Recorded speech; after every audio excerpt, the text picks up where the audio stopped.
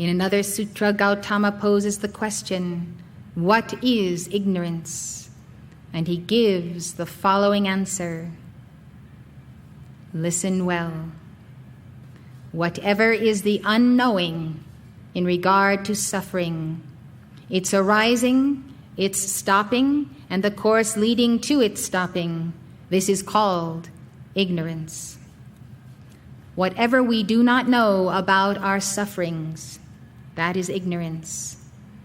How the suffering arises, whence it comes, how to stop it, and the course leading to its stopping. If we do not know this, then we are ignorant.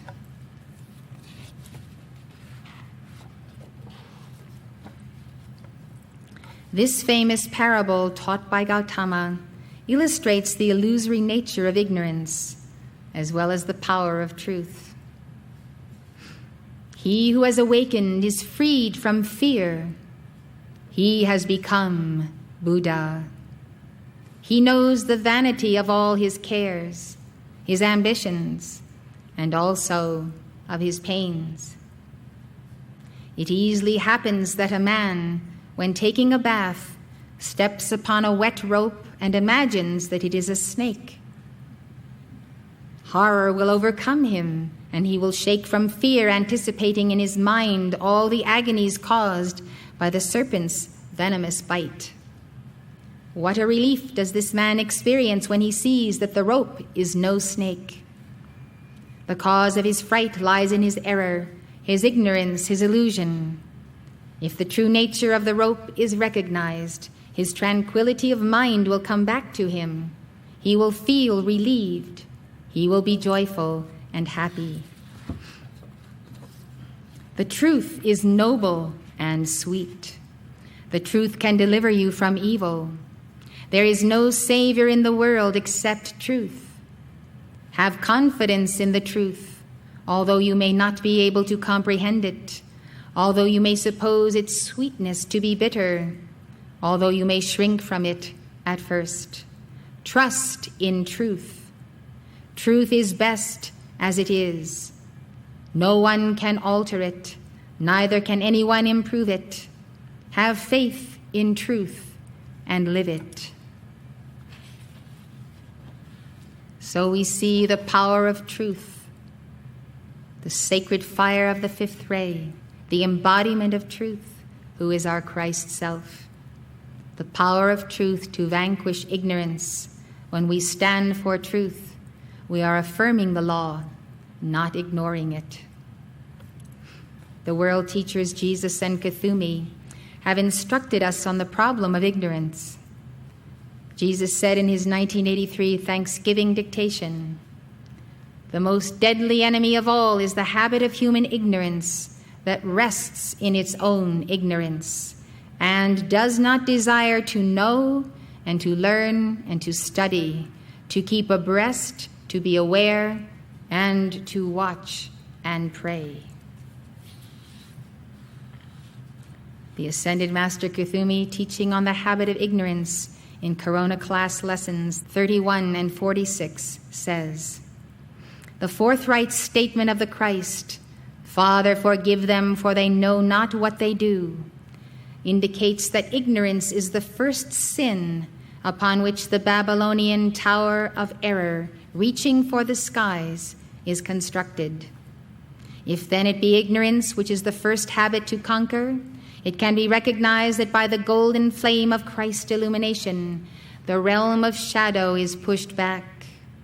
Upon the hearth fires of expanding illumination, the horizons of men expand to pioneer a new frontier of spiritual knowledge and experience. And the rocky abyss of ignorance is transformed thereby into a universal highway of light, whose roads, like ribbons of glory, lead to the city of God, happiness and peace, Shambhala. Ignorance is a habit based on sluggishness of mind and an unwillingness to sharpen and use the tool of thought. Lack of knowledge must be countered by joyful seeking after the glory of God, both below among the learnings of men and above in the lofty hills of sacred knowledge and spiritual experience. There are many more who prefer to remain in ignorance rather than exert the effort to rise out of it. This is the lethargy of the sleepfulness of the ages. Left to itself, it becomes a chronic disease of human creation. Hypnotic and loathsome, this malady leaves its victims unable to summon the energy to pursue virtue and honor through lawful occupation, right livelihood. We come to the second Dhyani Buddha and his poison and the means of consuming it. Akshobhya. The literal meaning of his name is imperturbable. His wisdom is the mirror-like wisdom that shows things in their true nature. This wisdom is like a still pond in which we see the all. The perversion of this mirror-like wisdom is anger or hatred, which agitates the still pond, and therefore one cannot have the presence of mind to see things as they are. One's entire mind and desire body becomes colored by anger and hatred. The line of the clock is 8:30. The omega of the 8 o'clock line, Virgo, God justice, the solar plexus chakra, the perversion, injustice, frustration, anxiety. And the alpha of the 9 o'clock line, Libra, God reality, the heart chakra. The perversion is dishonesty, intrigue, and treachery. The mudra is the earth-touching mudra. It is the sign of the unshakable, steadfast nature.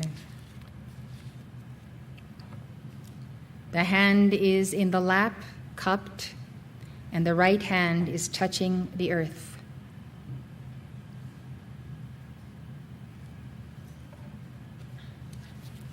It is the mudra of Gautama Buddha by which he vanquishes Mara. His bija is Hum. Om Akshobhya Hum.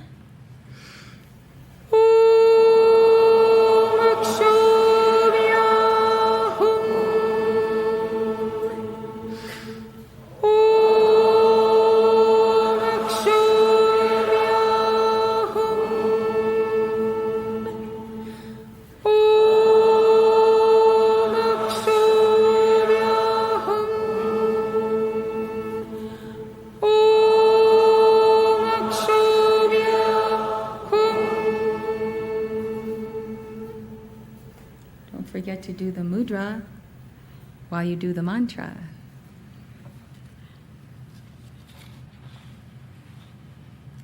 Akshobhya's wisdom, mirror-like wisdom, the perfect image that conquers anger and hatred. This wisdom peacefully and uncritically reflects everything. It shows things in their true nature with unshakable and impartial equanimity.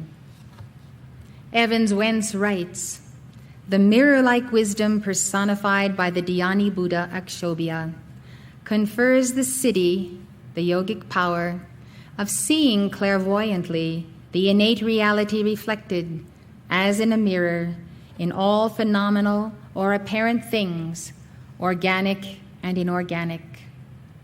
As with a telescope or a microscope, men of science study the universe externally in its unreality, so with the yogic insight conferred by the mirror-like wisdom, the master of this yoga studies the universe internally in its true state. Akshobhya gives to us the perfecting of the power of this mirror-like wisdom through the third eye chakra and through the seat of the soul. The soul must become the pure reflecting pool. The third eye must be cleared. And so there will be reflected in the pool what the all-seeing eye knows and sees. as Detlef Lauf describes Akshobhya. In his left hand he holds the diamond scepter called the Vajra. In his lap, or according to other texts in both hands, the Vajra and Ganta, the bell. Usually two aspects are united in the Buddha Akshobhya. Those of the white Buddha, Vajrasattva, and of the blue Akshobhya as Vajrasattva Akshobhya, which points to the unchangeability of the pure diamond nature, the unchangeability of this mirror-like quality of wisdom. Vajra means diamond, or adamantine, which means resembling the diamond in hardness or luster, rigidly firm or unyielding. Seeing perfection, then, as we desire, by the science of alchemy from Saint Germain to precipitate matter, we must hold unwaveringly to that perfect vision with the clarity of soul and third eye. The Dhammapada teaches, he who holds back rising anger like a rolling chariot, him I call a real driver. Other people are but holding the reins. Beware of bodily anger and control thy body. Leave the sins of the body and with thy body practice virtue. Beware of the anger of the tongue and control thy tongue. Leave the sins of the tongue and practice virtue with thy tongue. Beware the anger of the mind and control the mind. Leave the sins of the mind and practice virtue with thy mind. The steadfast who control body, tongue, and mind are indeed well controlled.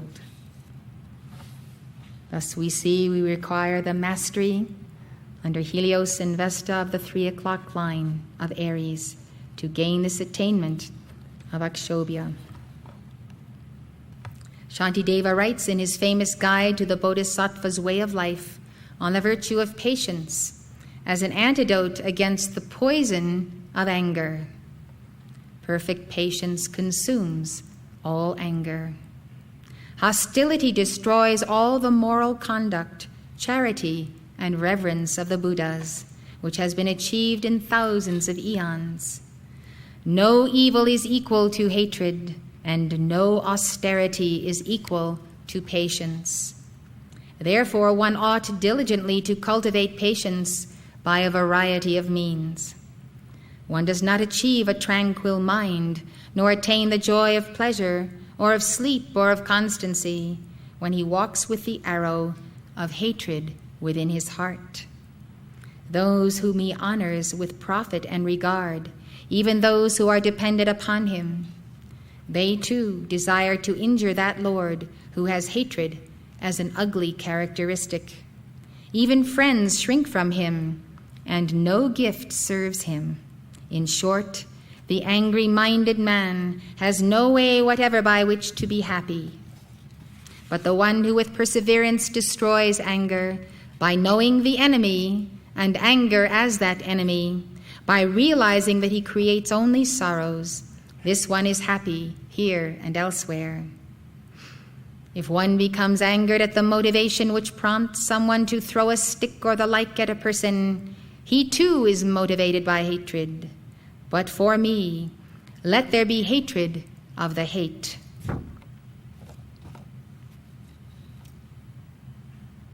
On July 6, 1984, in an unforgettable dictation delivered in the heart of the inner retreat, Saint Germain gave us a key to fulfilling the fiat, may you pass every test and overcoming the onslaughts of anger.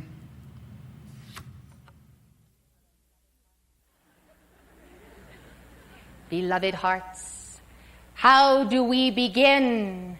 How do we begin to maintain that God control that allows for the rhythm of God to restore the balance before the human reaction out of fear or anger, or that teetering, tottering off balance?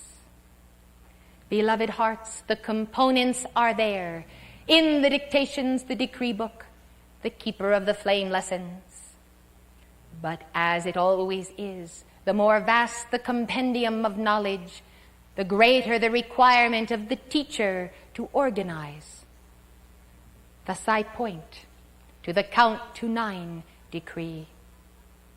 The count to 9 given in the full fire of your heart enables you to regain the command of your auric force field that has been impinged upon, pressed upon, penetrated, invaded. Thus understand, sometimes when you suddenly feel a disturbance, you are taken aback, you have a shock, or a sudden reaction to the actions of injustice of another. One of the reasons you momentarily lose your balance is because the normal flow of the aura has been disturbed, as though you would suddenly agitate the waters. Now your aura is your sanctuary, and it is the sanctity of your God flame. Thus, before answering the demands of the carnal mind, the questioning, the praying for favors or whatever, reestablish yourself.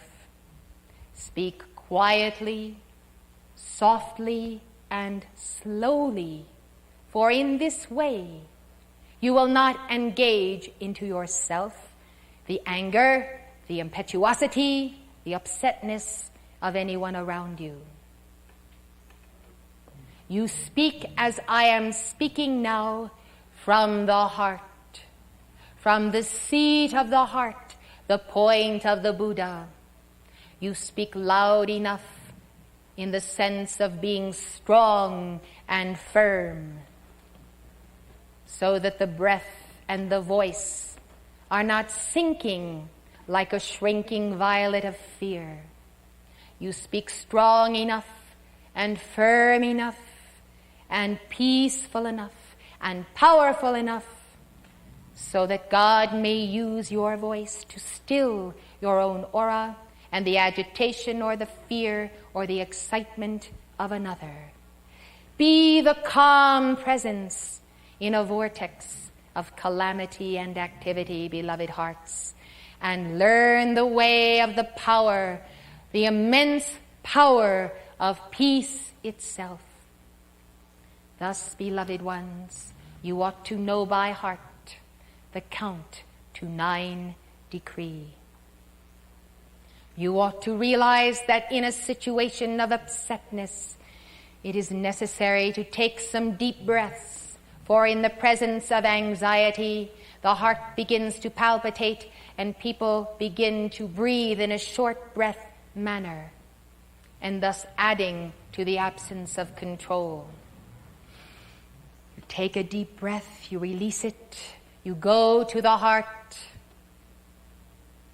and you give no instantaneous answers, yes or no, no instantaneous reactions or solutions, but quietly turn within. There are many ways of handling this. If someone is ferocious like a mad dog, you may say, "Wait 1 minute, please. I shall return momentarily."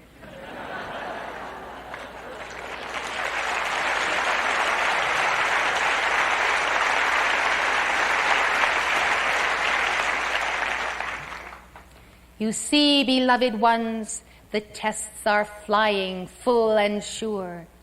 We want you to experience the sense of mastery, of dominion, the enormous pleasure of having finished a day and dealt with that force, that driving force of irritation, and conquered and risen above every foible of the senses directed against your heart. They would steal your life. They would take the flow of love between us. They would break the bond by any form of anger or outrage. And they will steal from you your sense of worthiness, your sense of the mantle of being the disciple of Sanat Kumara. When they can destroy your dignity and you begin to feel like a moth then you will also behave like one. Until you regain your self-identity, I must pause and wait again, wondering just how long you will flit around the bulb of these serpent ones who have beguiled you into their auras momentarily. Thus, beloved hearts, the soft answer turneth away wrath. If someone is speaking to you in a loud and high-pitched manner, adjust the tone and answer with the God command. Answer with helpfulness. Try to solve the problem. Try to show the best side of things. Provide emergency care when it is needed. Keep your wits about you and don't enter the vortex of their anxiety, else you will become confused. Remember that anything that seeks to taunt you from the seat of the Buddha in the secret chamber of the heart must be noted as the enemy. Not the person necessarily, for it is often a loved one, but the force attempting to use that one. Thus it is your challenge to liberate that one as well as yourself from the human nonsense of the moment.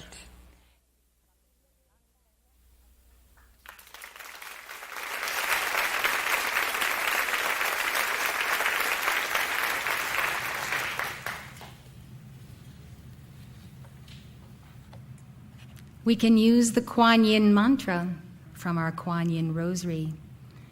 That is a mantra to the calming Kuan Yin, as an antidote to the poison of anger and hatred. It is one of the mantras to the 33 manifestations of Kuan Yin. I'd like to invite you to join in giving it now. In your songbook, it is 649, number 19.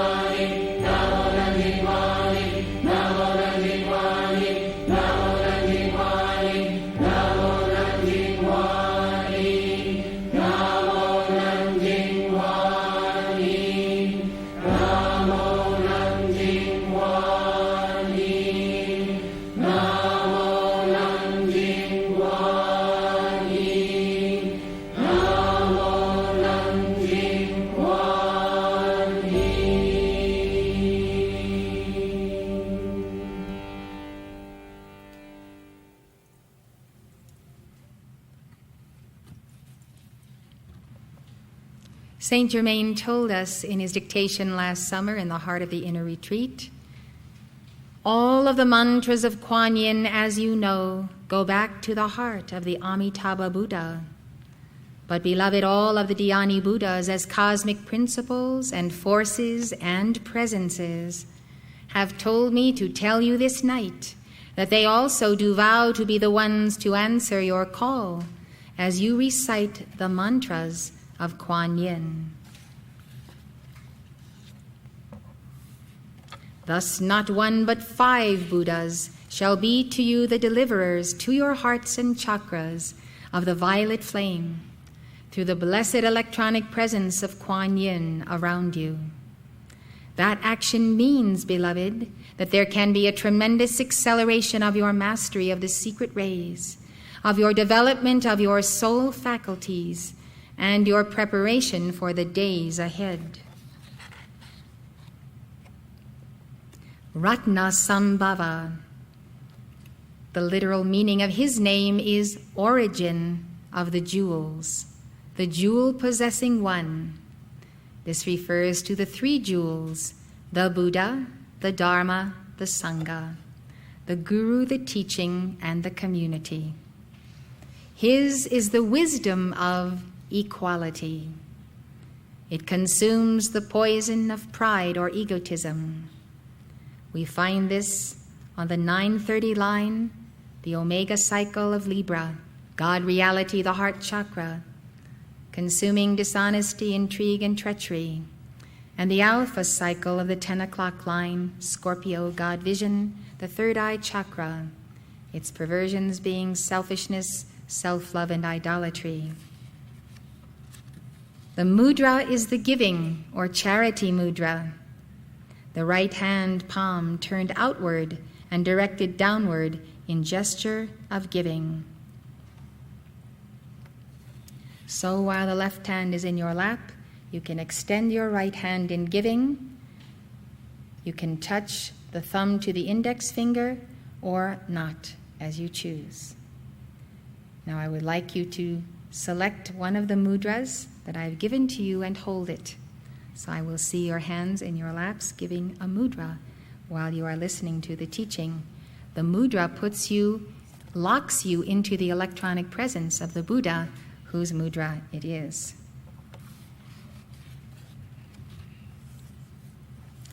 The bija of Ratnasambhava is Trum, Trum, Trum. Om Ratnasambhava Trum. Om Ratnasambhava Trum.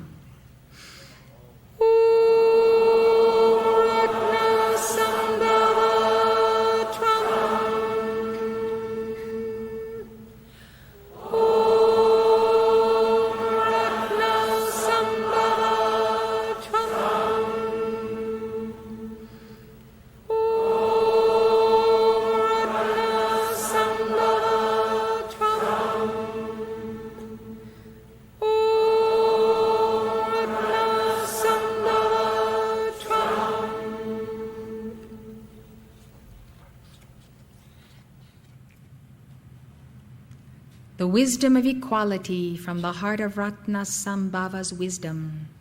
It conquers pride and ego. This wisdom embodies the understanding that all beings are equal in their divine endowments.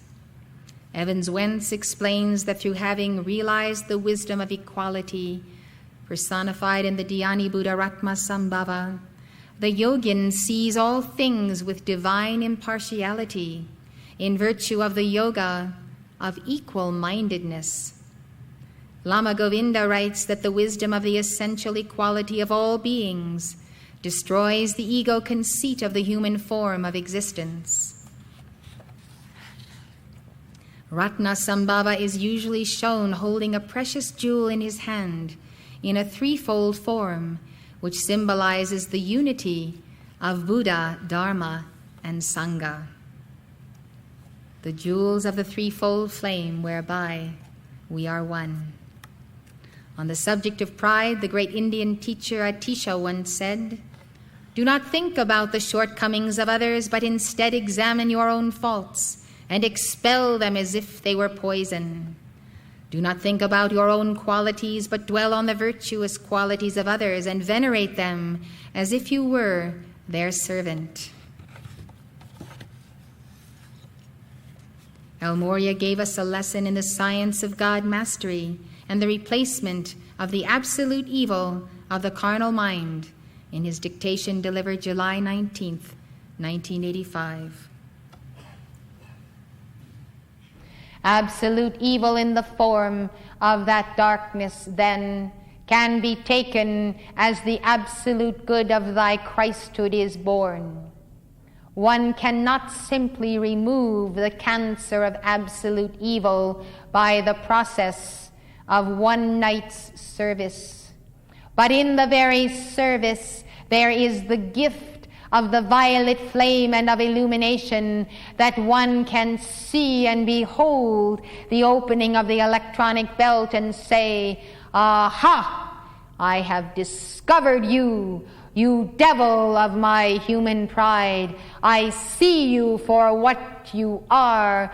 Henceforth I shall walk in the joy, the similitude, the humility of my Christ. I invoke my Christ. I am that Christ. I cast you down, and I walk in the ways of the Lord." Thus the Christ does bind then that dweller, and some is taken, but not all. Therefore Jesus said, "And ye are clean, but not all. For ye must be tested. This is the trial by fire. You have seen the devil of pride. You have made the determination. You have given the fiat it be cast down. Now you go forth on the road of life. And every form of adversary will come to attempt to rekindle in you the display of that pride. Line by line, day by day, decision by decision, you put it into the flame, and each time that element, that particular manifestation on that line of the clock, on that day and date, in that situation of karma is taken, so it is taken, so it is bound. And it will be permanent if you pass the test on that line again and defeat it utterly and have no part with it. For it is now permanently cut from the vine of thy life force, and therefore cannot live again. But as long as you have free will and you are unascended, you may elect to recreate it. For if you could not recreate it, then you could not be called a co-creator with God. The office of co-creator with God of necessity allows you, while yet in the matter spheres, to at any time recreate your human creation. Thus understand why in some of my embodiments I wore a hair shirt. Every point of discomfort was a reminder that there was yet substance to be bound, and I must not be unalert. Waking or sleeping, I must be reminded that the Lord Christ knocks, and I must bind that Satan that would tear me from my meeting with my Lord.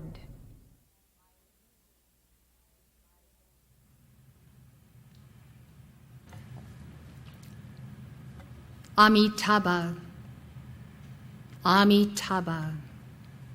His name means infinite or immeasurable light or splendor.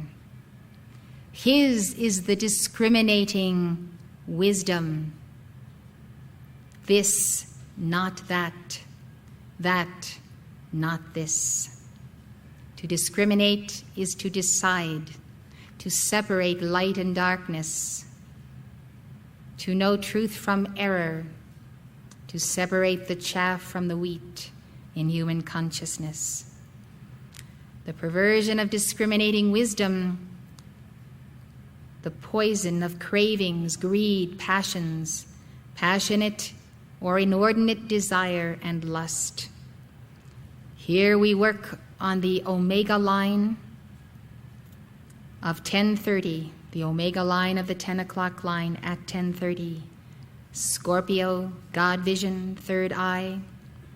Here we find that this discriminating wisdom assists us to consume selfishness, self-love, idolatry, misuses of the sacred fire in all chakras.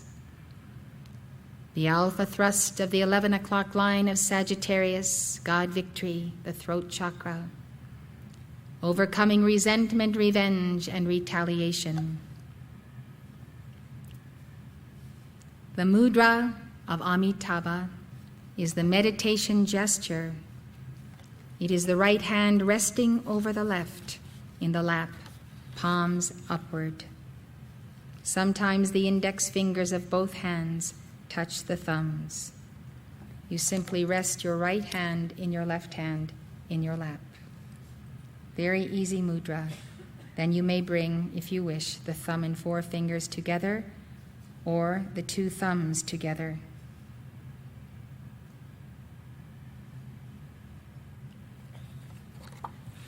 Amitabha's seed syllable, Hri, Hri.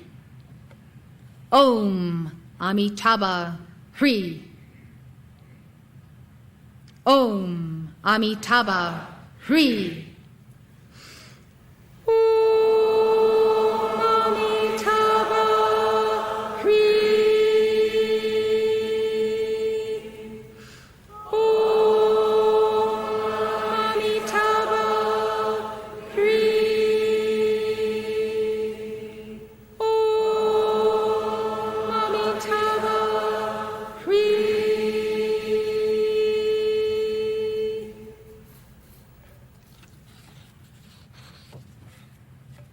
Discriminating wisdom separates inordinate desire from ordinate desire.